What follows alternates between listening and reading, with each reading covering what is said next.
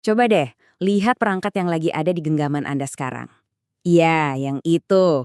Pernah kepikiran nggak gimana benda kecil ini secara fundamental udah ngubah cara kita mendefinisikan apa itu kenyataan? Ini bukan cuma soal teknologi ya, ini soal pergeseran besar-besaran dalam cara kita ngejalanin hidup. Nah, pertanyaan ini nih inti dari obrolan kita kali ini.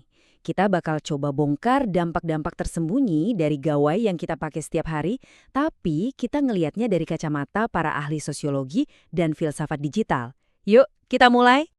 Oke, pertama-tama kita bakal lihat gimana konsep paling dasar tentang siapa kita, tentang diri kita, lagi ditulis ulang sama teknologi.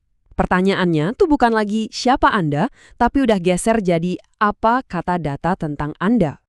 Konsep diri terkuantifikasi dari Deborah Lupton ini, wow, dalam banget. Coba deh bayangin, realitas biologis kita kayak detak jantung atau kualitas tidur, seolah-olah baru jadi nyata setelah diubah jadi data di layar. Kita jadi lebih percaya sama angka di smartwatch dibandingin sinyal dari badan kita sendiri. Aneh kan? Contoh ini pas banget buat ngegambarin poinnya. Anda lari, capek, keringetan, tapi aplikasi lari Anda error, nggak nyatet. Rasanya gimana? Seolah-olah lari tadi sia-sia kan? Seakan-akan nggak pernah terjadi. Disinilah representasi digital mulai ngalahin pengalaman fisik. Pengalaman kita baru sah kalau udah jadi data. Filsuf F. Budi Hardiman ngerangkum pergeseran ini dengan tajam banget. Dulu eksistensi kita dibuktiin dari kemampuan kita berpikir. Sekarang kita buktiin eksistensi kita dengan ngeklik, like, share, post. Semua itu jadi bukti kalau kita ada.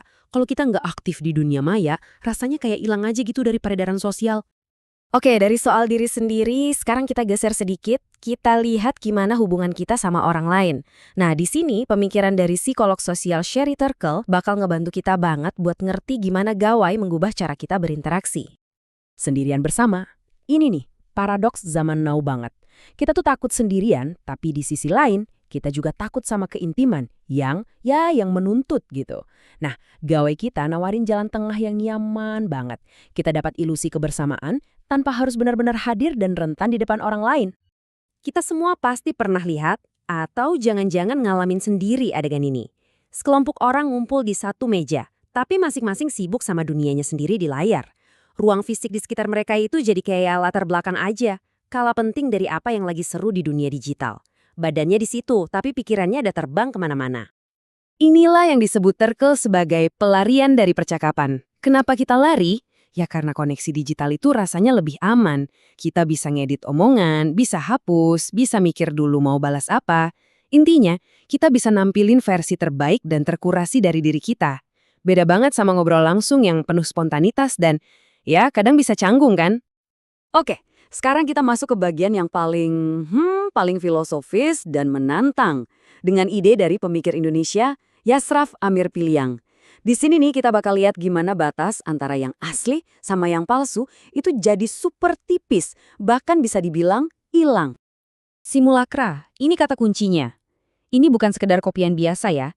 Ini adalah sebuah kopian yang udah ngegantiin bahkan ngehapus yang aslinya.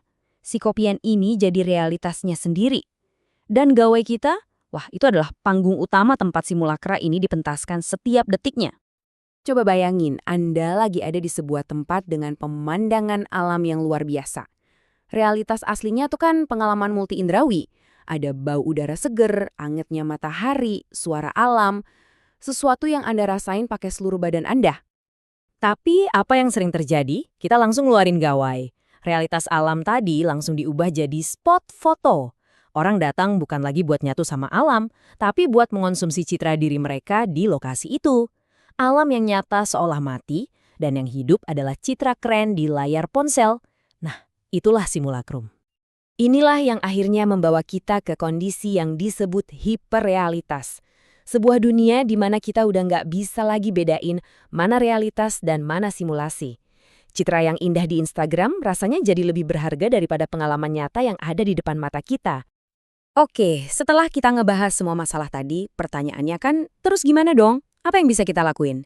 Nah, bagian terakhir ini bukan soal ngasih solusi instan ya, tapi lebih ke gimana caranya kita bisa ngerespons tantangan ini dengan lebih sadar. Para pemikir ini tuh nggak nyuruh kita buat buang teknologi kok, sama sekali nggak. Mereka justru ngajak kita buat lebih melek dan sadar dalam menggunakannya. Sherry Turkle misalnya, ngajak kita buat merebut kembali percakapan. Beraniin diri, ngobrol beneran, tatap muka tanpa diganggu notifikasi. Sementara F. Budi Hardiman nyaranin askesis digital. Ini intinya soal latihan nahan diri dan bilang enggak pada tarikan layar yang nggak ada habisnya. Jadi, poin krusialnya tuh di sini. Tujuannya adalah kesadaran kritis dan penggunaan yang disengaja. Kita harus jadi subjek yang sadar tentang gimana teknologi ngebentuk kita, bukan cuma jadi pengguna pasif yang ngikutin arus simulasi aja. Kita tutup obrolan kita dengan pertanyaan ini, buat kita renungkan bareng-bareng. Kalau Anda agak susah jawabnya, mungkin itu pertanda kalau garis antara pengalaman nyata dan representasi digital dalam hidup Anda udah mulai kabur. Tantangannya ada di tangan kita, untuk narik kembali garis tegas antara hidup di dunia dan hidup di dalam layar.